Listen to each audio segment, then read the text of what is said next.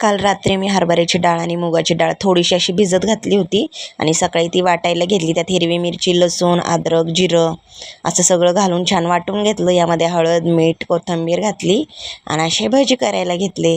तर छान तेल तापलं होतं तर भजी मी असे सगळे सोडले. आणि नुसते खायचे असेल यात कांदा पण घालतात. कांदा नव्हता घातला कारण मला याची भाजी करायची होती, रस्सा भाजी.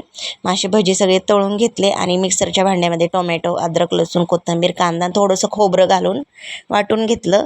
नंतर फोडणीला जिरी, मोहरी, कढीपत्ता, घरचे मसाले सगळं घालून वाटलेलं वाटण टाकलं. त्यामध्ये छान परतून घेतलं आणि मीठ घालून गरम पाणी केलं होतं ते त्यामध्ये टाकलं आणि रश्श्याला गरम पाणी घातलं ना, छान उकळी आली आणि मग त्या उकळीमध्ये मी केलेली भजी असे सगळे सोडून दिले.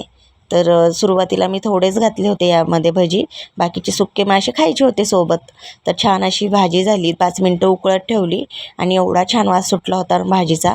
नंतर मी सगळ्यांना असं जेवायला वाढलं आणि मला पण जेवायला घेतलं. तर भाजी खूपच चवदार झाली होती. तर तुम्ही पण करून बघा. भेटूया उद्याच्या ब्लॉगमध्ये. फॉलो करा, लाईक करा, यूट्यूबला सबस्क्राईब करा. बाय.